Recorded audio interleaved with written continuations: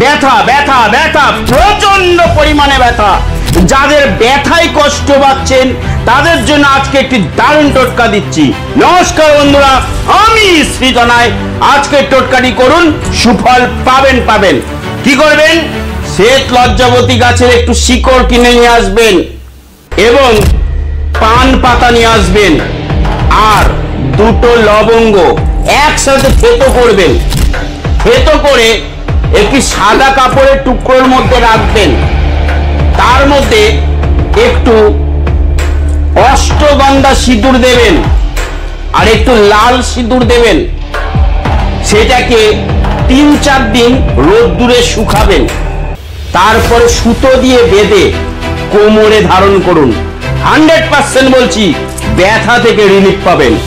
আমার টোটকা পেয়ে উপকার পাবেন, এটা আমি বিশ্বাস রাখি। তাই টোটকাটি ভালো লাগলে অবশ্যই